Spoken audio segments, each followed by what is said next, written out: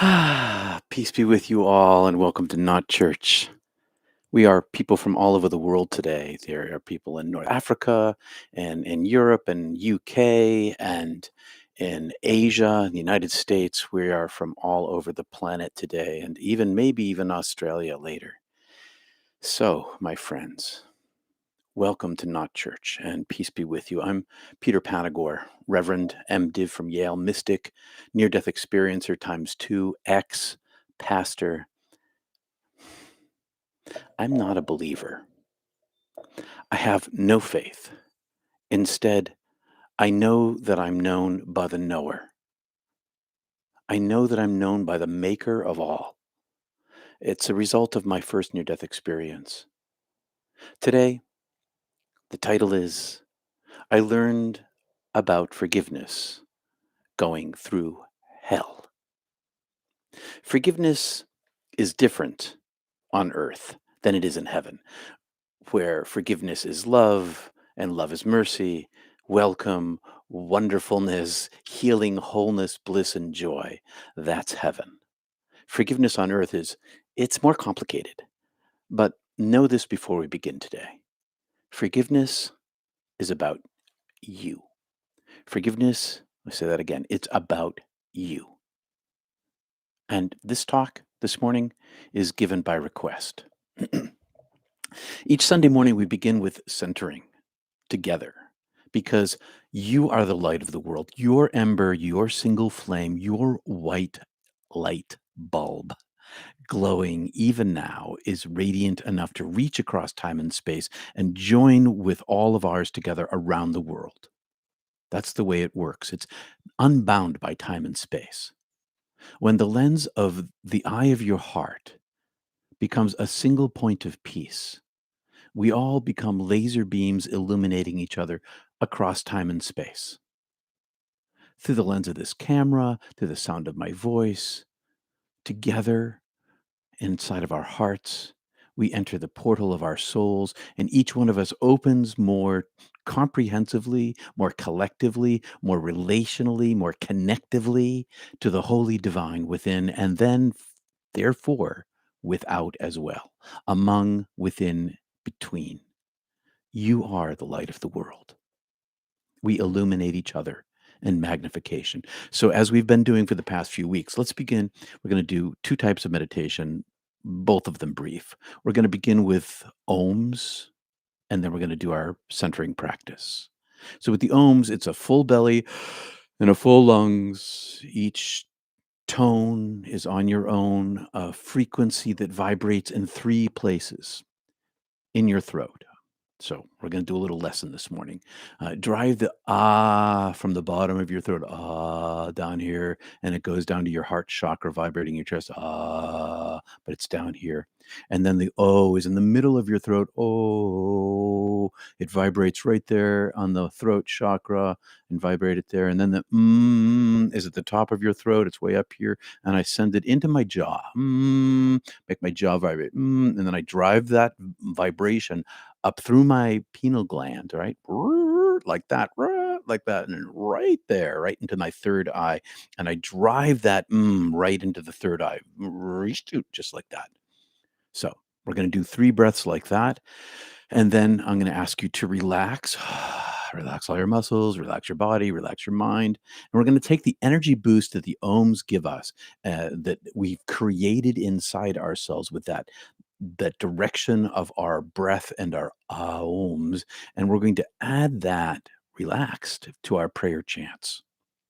And we're going to gather first in our hearts today. I'm going to see if we can use the and use them in our centering this morning. So when you begin your centering practice after we do our ohms and you've relaxed and you're using your belly breath, aim first for your heart and then breathe through your throat chakra and then up into your third eye. It's an intake, a gentle, slowly controlled, relax, release, and you ride your breath on your on your mantra from your heart through your throat chakra up to your third eye, and you feel it, but you don't use your imagination because there's no need to use your imagination. Use your focus of your breath and your chant through these three: here, there, and here. So I hope that makes sense. You'll see what we're doing. You just follow along with my breath, and we gather together in our soul selves. Okay, here we are, one frequency of the divine, all together. So let's begin. All right.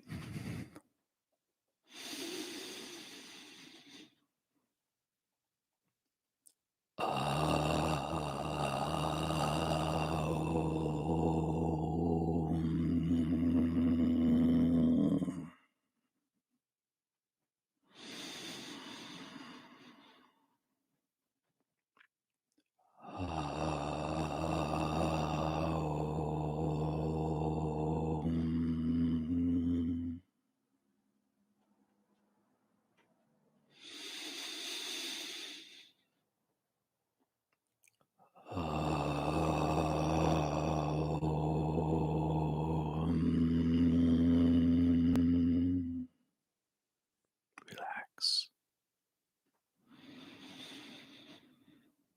into your heart,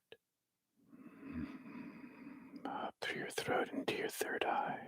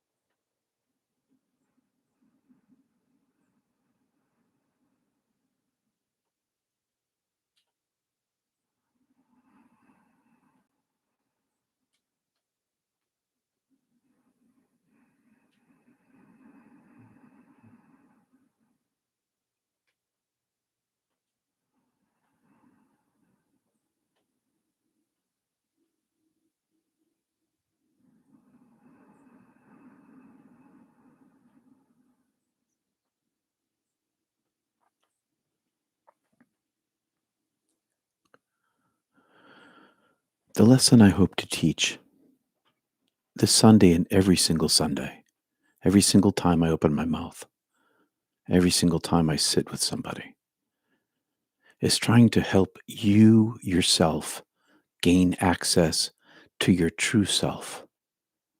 My goal is to help you understand that God is your guru and that heaven begins here on earth inside you. Well, hell starts here too. Thoughts of revenge, anger, and bitterness come from human beings in a world of suffering. They come from inside us, and they take up residence in us. And there's a power that comes from not forgiving. A minute or two ago, someone said in the chat, must we always forgive? I don't think so. What do you think? Well, there's a power that comes from not forgiving.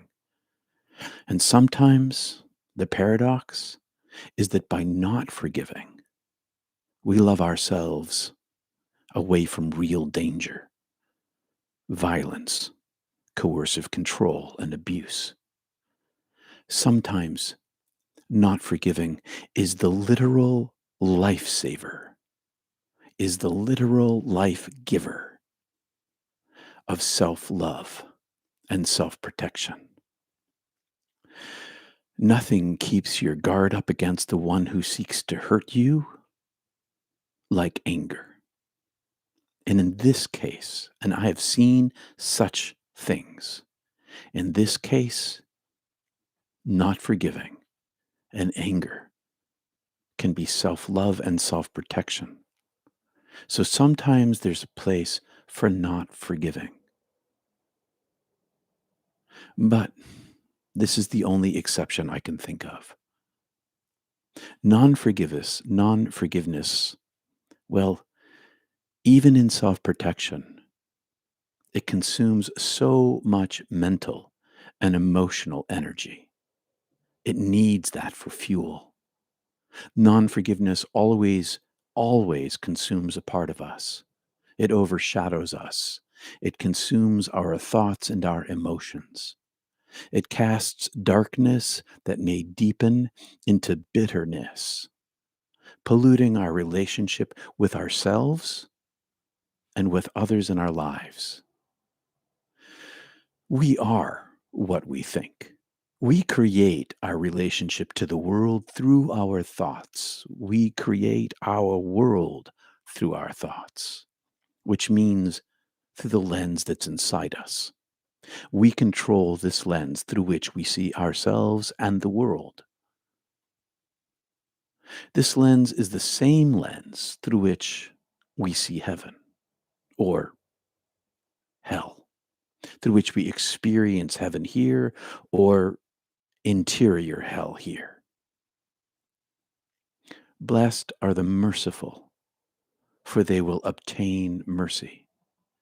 When we give mercy, we receive mercy in the now. When I was dead, when I was going through that hell of my own making, forgiveness and mercy came as a release and a relief. I didn't deserve forgiveness. I wasn't a terrible person. But in comparison to divine absolute of love, I was so much less than, infinitely less than. And if you know my story, you know that the mercy given to me came from love above, from my beloved, and not from judgment. The forgiveness given to me healed me. And this is key. The forgiveness given to me healed me and made me whole.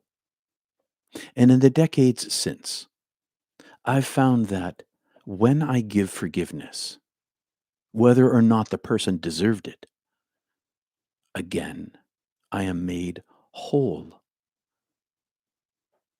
I give forgiveness and I become whole. I give forgiveness and I am unburdened.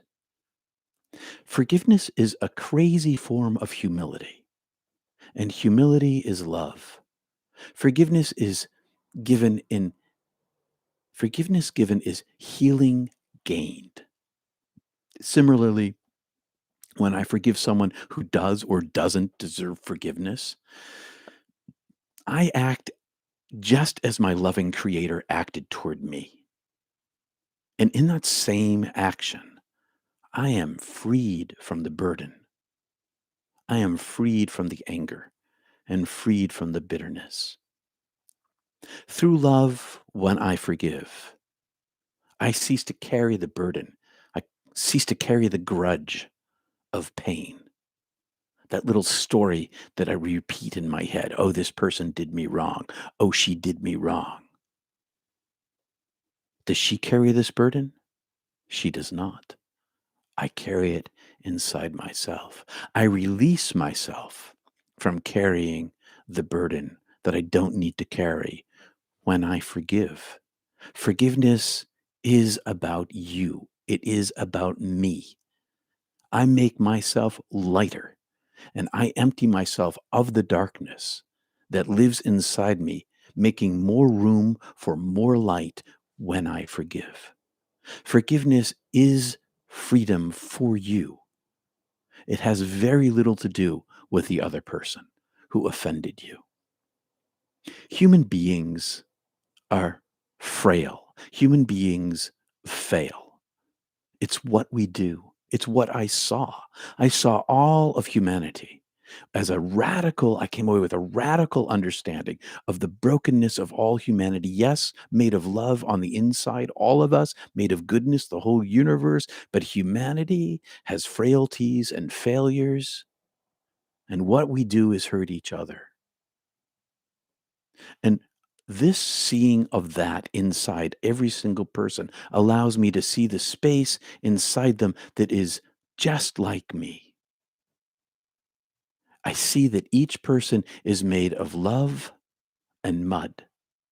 My mud side is prone to mistakes, ego choices, selfishness, but my love side allows me to see my own brokenness as the same as everyone else's. And this doesn't mean that I have to stay in harm's way. Just because I forgive somebody doesn't mean I have to stay in a situation that's harmful to me. I don't, and I don't. It means I see myself as I see the other person, with a radical equality of brokenness. And this allows forgiveness.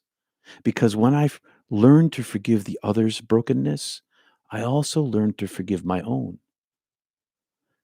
And when I learn that I am a broken being in comparison to the unbrokenness of the unlimited divine, it's much easier to see the other person as my equal.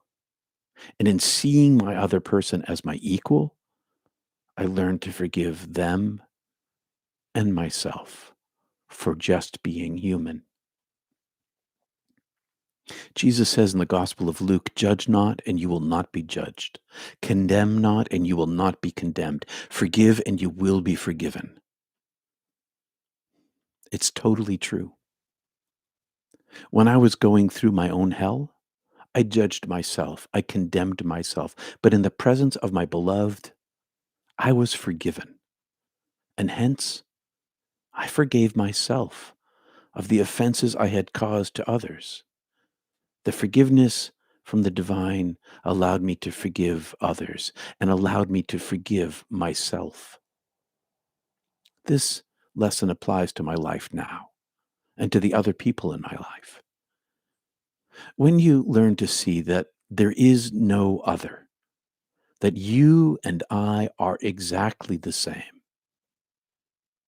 then judging ends. The subtlety here is that it's so hard to do. It's so hard to do until you see the light inside them. It's the seeing of the light inside yourself and inside the other that allows you to see the humanity of yourself and the humanity of the other person. Now, forgiveness is a contact lens, vital for our mental and spiritual health. Forgiveness helps us, especially those who've been victimized. Forgiveness frees us from the burden of our wounds. Non-forgiveness keeps that wound wide open. The repetition of the suffering. I know a man who repeats to me all of the wounds he's ever endured in his life, one after the other. Each new wound he gets brings him back to the original wounds, and he then speaks of all the wounds he has and rips them wide open again and again and again. And the story he tells himself inside his life is the story of woundedness. And the woundedness becomes open, festering sores that bubble into bitterness. Forgiveness frees us from the burden of our wounds and the necessity of repeating those stories to ourselves again and again and rewounding ourselves. In a sense, it's like that old teaching or from the hymn, give your burdens to Jesus. Only instead it's giving yourself to your higher frequency within you, giving yourself over to God, over to the divine, over to the beloved. Forgiveness, it elevates us. It improves our mood, it enhances our optimism, and it guards against anger, stress, anxiety, sadness, confusion, and depression. And in two words, summary of those things, darkness and suffering. We are what we think. What we say to ourselves becomes who we are. If we repeat our wounds over in our head, we suffer them again and again. Forgiveness is freedom for yourself. Now, remember, I said there are exceptions, and self protection is the biggest one of all. If you are in danger and you're not forgiving your abuser, is what protects you. In this case, it's self love that protects you. You love yourself more. You love yourself enough to protect yourself. Now, maybe you've suffered the trauma of physical or emotional abuse from someone who close to you, or maybe someone you love constantly criticizes you, or maybe there's a bully at work who intentionally sabotages you, or maybe someone you love hurt you in a cheating sort of way. These grudges that we carry are wounds that lead us into anger, that lead us into bitterness. And that anger and that bitterness pollutes our entire lives. They're burdens that block out the joy of light and living. Now, forgiveness isn't necessarily reconciliation.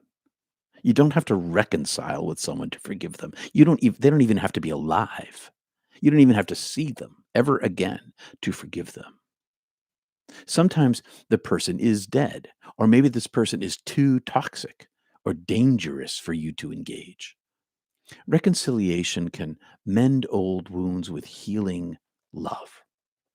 But just because you forgive someone doesn't mean you need to get all huggy and kissy. That's not what we're talking about. Forgiveness is freedom for you. Forgiveness is freedom for you. So, how do we forgive? Well, first of all, we recognize the value to ourselves in giving forgiveness. You hear what I'm saying, that forgiveness is valuable to you. When you give forgiveness, the value comes to you. And they result in healthier relationships. Forgiveness results in improved mental health, less anxiety, less stress, less hostility, lower blood pressure, and fewer symptoms of depression. You get a more robust immune system, improved heart health, improved self-esteem. And I want to thank Psychology Today for that list. And second, figure out what needs forgiveness in your life. So first, find the value in it. Second, figure out what needs to be forgiven. Two, not three. Maybe see a counselor to help you find your way through this. Acknowledge your emotions. And importantly, three, choose to forgive. You have to choose to forgive. So how? I've used this chant in I chant a lot. Meditation's my thing, and I chant a lot. And I've used this chant again and again as a way to help me learn to forgive. I repeat over and over again. This is it. I forgive you. Insert name here. I forgive you. I forgive you. Insert name here. I forgive you. Again and again. I forgive you. I forgive you. I forgive you. I forgive you until my heart softens and my attachment to my pain that's fueled me vanishes. Self-love flows in as a replacement for grudges, anger, stress, sadness, and results in freedom from the chains of darkness that bind us to the pain and suffering. Our human experience in this world, it's totally inside our heads. We can choose. Even those deep wounds of childhood, we can forgive. And there's no need to forget. It says, forgive and forget. Not so much. Mostly we never forget. But what we do is detach ourselves from the emotional wounds that we carry from the violence done to us, from the trauma given to us. There's no need to forget. Forgiveness is not about forgetting. Actually, forgiveness is about remembering. Forgiveness is the freedom from suffering. The value of forgiveness is self love. Self love is the value. Forgiveness is all about you and your healing. Compassion for the wounds of those who wounded you is a way into forgiveness. Realizing that they are just like you, human, with their own backgrounds and their own brain systems that cause them to give you pain. And their humanity is just like you. And compassion for the wounds of those who wound you, that's a way into forgiveness.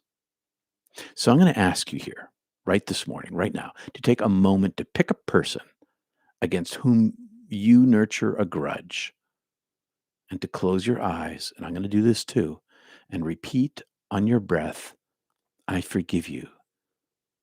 7 breaths, okay? I'm going to pick somebody right now. You pick somebody too.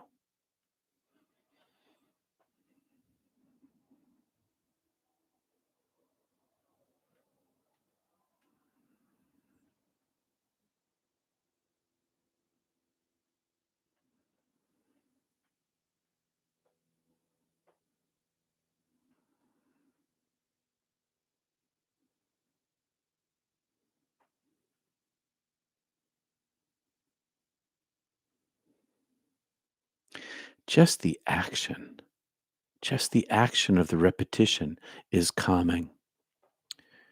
And forgiveness is about our well being. It brings joy back into your life. It may take 70 times 700, which is a manipulation of Matthew 18, 70 times 700 breaths to soften a heart with the vibration of love. And it's worth it to step out of the darkness of judgment into the light of freedom. Remember, Jesus says your burden is light, and light is, well, it doesn't weigh anything. You can pick light, you can pick it, choose it. In heaven, mercy is love, and love is forgiveness, and forgiveness is joy, and joy is healing. And wow, it's so much bigger than here. But here, we can choose to heal ourselves because we create our worlds. If you forgive, you'll be forgiven inside yourself. You'll be able to forgive yourself. Love and be loved. Choose. Choose forgiveness. So thanks for joining me this morning. And I want to thank people for the super chats that I've seen pop through there. I didn't see who they were, but thank you very much. Well, please subscribe if you like this. If Not Church has ever touched you or helped you, and click that alert button and like this video. And I want to thank everybody from all around the world who support Not Church and our community this past week. Your gifts make Not Church possible. And I want to remind you to join us at the top of the hour for Mystic Tea Salon. It's a safe place for us to talk about our mystical experiences. Go to peterpanagore.love and find the link under the programs. It's a Zoom link, peterpanagore.love. And if you want to learn more about my time passing through hell, you can check out my video about my trip to hell, what it is, and you can find the link below. And I'm going to stop there and look over to see what's going on over here in the chat. I can take off my glasses so I can see. I might even have to move closer to the, maybe I'll put these back on. Good morning, everybody. Thanks for being here today.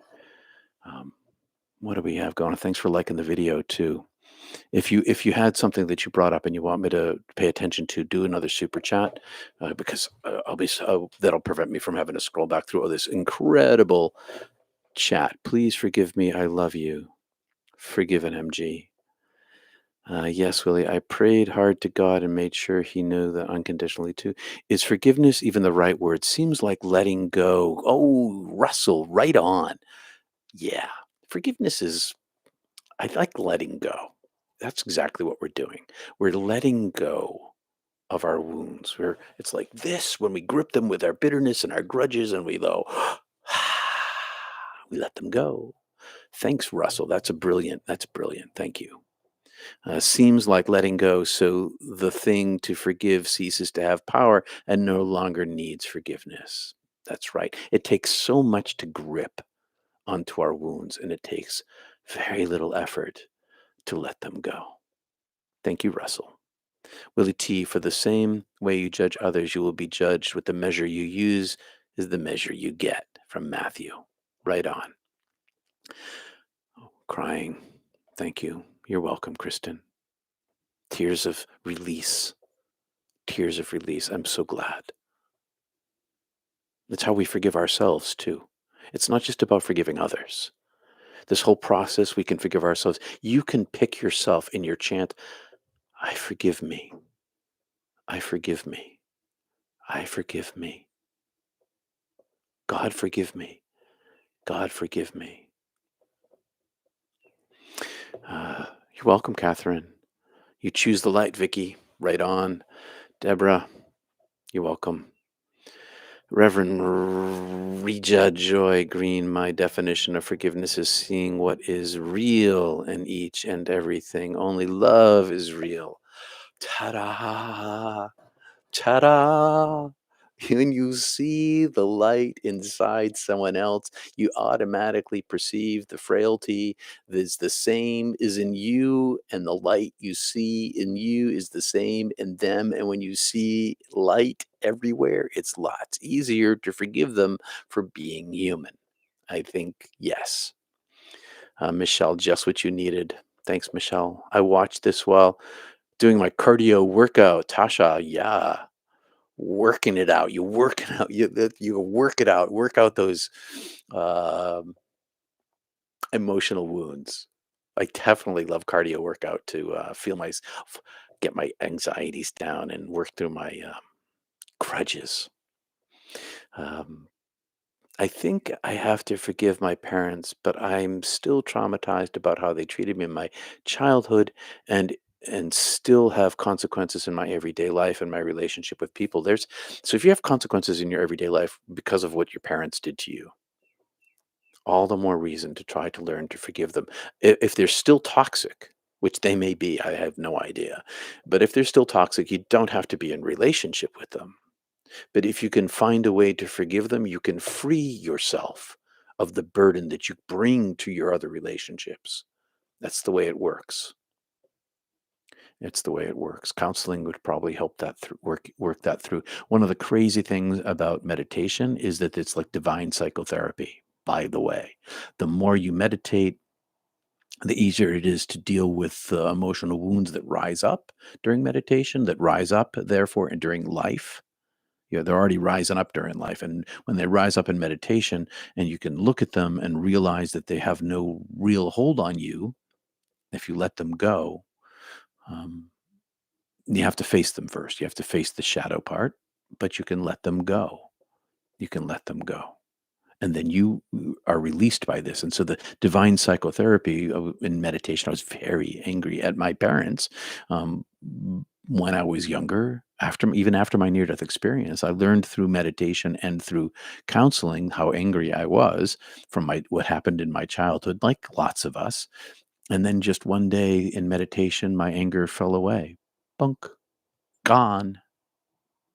No more anger, no more grudge. Just goes away.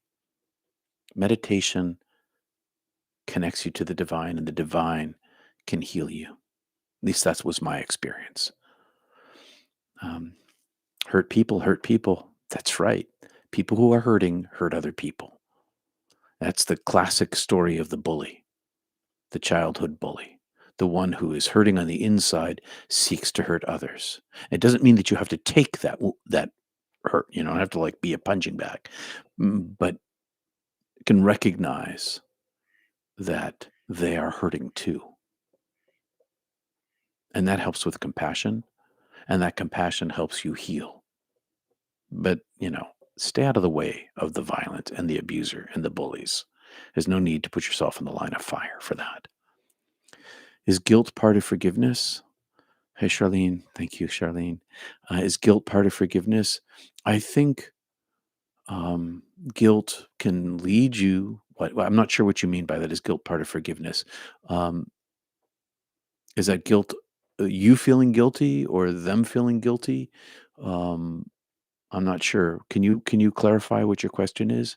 Is guilt part of forgiveness? Because in my own personal life, if I feel guilty, it's harder to forgive myself. But if I forgive myself, my guilt goes away. Um, if I, when you go to, or thinking about what Jesus says, when you're on the way to the judge, and you're on your way to the judge and your accuser's on the way to the judge too, and you're going before the court. It's better to meet with your accuser ahead of time and straighten it out, get over the guilt, get over the offense before you go to face the judge. And so if you're guilty at if you're feeling guilty, um, if you're feeling guilty, learning to forgive yourself relieves the guilt. Hopefully that helps. Um, I have to continue time after time to forgive a certain person. Helen, yeah, keep at it. Keep keep at it. Keep at it. The deep wounds of childhood, the deep wounds of relationships require a lot of effort to forgive, but it is freedom. It's freedom. How to forgive someone who is extremely rude and mean to you almost every time is an experience from our professional life. Yeah, cool question. I'm sorry that that's true. Um, well, you can tell them they're rude. I don't know. It depends. There's all sorts of power dynamics too going on there. Do you have to deal with this person? If you do have to deal with this person who's extremely rude and mean to you every single time, um, can you call them out on it? Can you take it to a higher power in the organization and give yourself a little bit of backup? If this person is your boss, if this person is your boss, that's a different story. If this person has power over you, if you call them out, will they make your life harder? That's a complex question. There's a lot of politics going on there. Um, I think about the people who were mean to me in my work, who had power over me. And I found that meditation helped me deal with them, being calm in their presence and recognizing that their attempts to wound me arose from their own pain within. I think of one person in particular and how she continued to try to ruin me over many years. And I never blamed her for being a human being. And when I was capable finally of seeing her wounds, it was much easier to not be wounded by her. And she really tried to hurt me. Um, but that didn't mean I had to stay under her thumb. That's a very big question. Adasha. Adashara. How do I say your name? Adarasha. Sorry about that. I'm terrible with pronunciation. If you want to talk to me sometime, maybe we can talk this through and maybe together we can figure out a way to help you. Prayer with someone recently who felt wounded with Jesus sitting with them, which broke her open to realize she was outside God's circle because she was wounded, and suddenly she could move into the circle renewed, welcoming God back into your life. This is a great topic, Peter. Forgiveness is one of the hardest things to do. Thank you, dear brother. You're welcome, Rob, over there in the UK. Yes, I'm feeling guilty, Charlene. So, if you're feeling guilty for something that you've done, and we all do things, okay? We all do things that we should not have done. If there's a way to go to the person you wounded and apologize, that can help. If that person won't hear your apology, then you'll have to release them from your own insides. Um, sometimes you can't even go to that person, and the guilt still lives inside you. And in that case, I would just continue to give it to God. Give your guilt to God again and again and again. Ask for release. Forgive me, forgive me, forgive me, forgive me, forgive me. And God will forgive you. And that will help you forgive yourself, even if you can't change the past. Because remember this, in heaven, none of these burdens stay with us when we're awash in love. They can't. They're all washed away. Today's Orthodox Easter, Greek Easter, Russian Easter, Armenian Easter today. And the tradition is washed by the blood of the Lamb. That's the language. And that is true in heaven, in that when you get there, when you turn toward love, all this guilt will be washed away. All of it will go. It's not an eternal burden. And because it's not an eternal burden, you can have access to that here and now in this life. You might not be able to fix the problem in the past, but you can accept the forgiveness in the present and know that you are loved.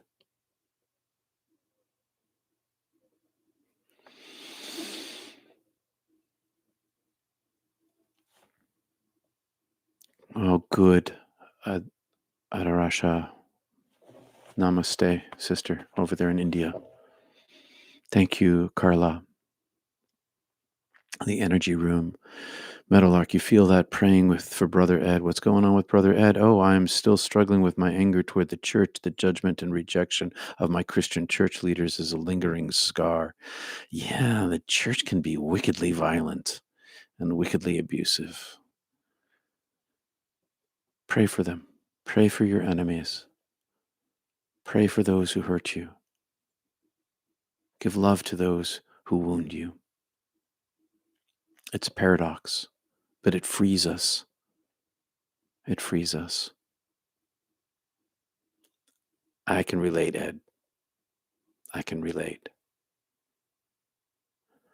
They know not what they do. Forgive them, for they know not what they do.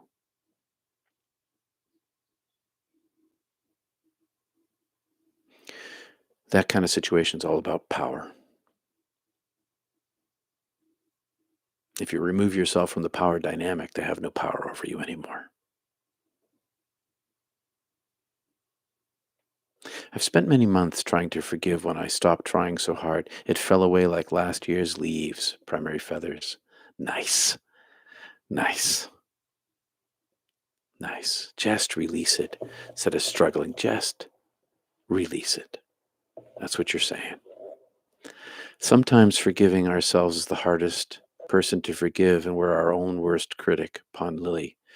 Yeah, forgiving ourselves is hard. That's why forgive me, I forgive me, I forgive me, I forgive myself, I release myself, I release myself from my guilt, I release myself, I forgive me, God forgive me.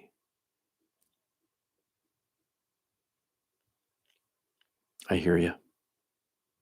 Self-love is self-forgiveness. Forgiveness is love, and love is forgiveness. Self-love is self-forgiveness. And when you love the divine, you love yourself. When the divine forgives you, which is always, you can forgive yourself too. Left my keys on the outside front door of our house. My girlfriend is working on forgiving me now. In defense, it's a nice neighborhood, Willie T. Yeah, I hear you. I've made those kinds of mistakes too. Um, yeah, not a big deal.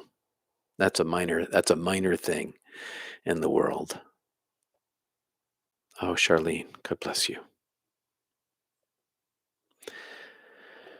Let's see. Heartfelt for primary feathers. We're a work in progress. Oh, yeah.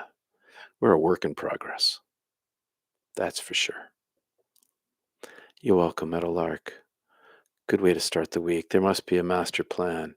Oh, there is, and it's so much more complicated than we can imagine. It's so much bigger than us. It's so much bigger than Earth. It's so much bigger.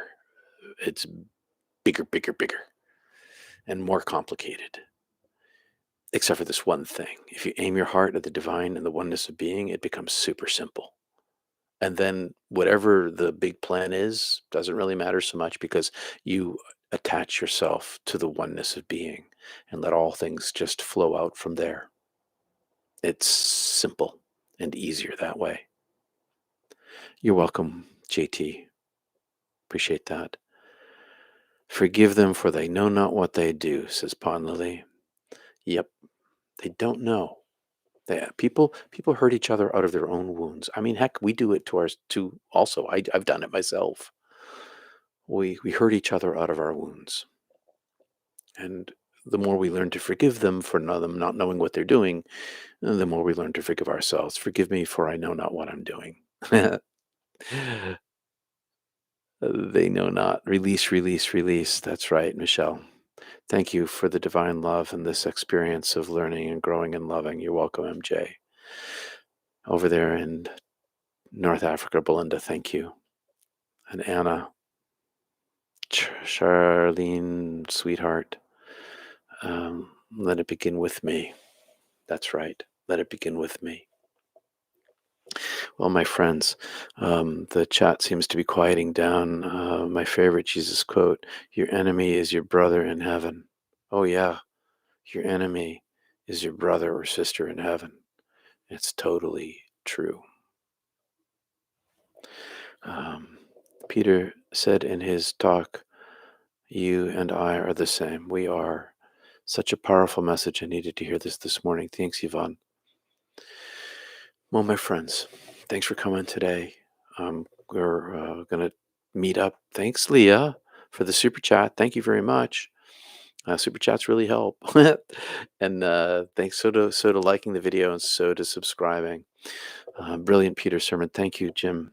Including how non-forgiveness can be self-love and self-protection for sure.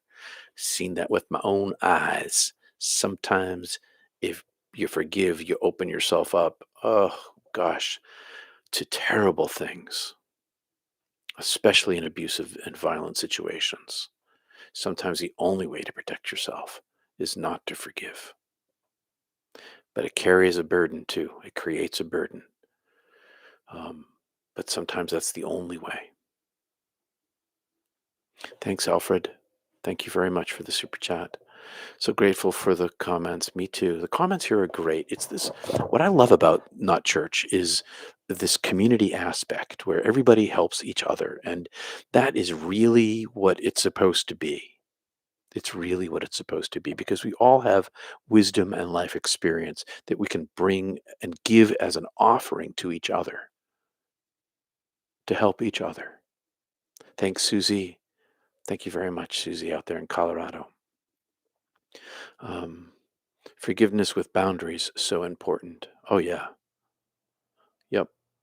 I've seen victims of domestic violence forgive their abusers, but they do so from a position of strength and safety. Boundaries. Boundaries. Got to protect yourself. Don't walk back into the situation where you're going to get hurt again. Thanks, MG. Thank you.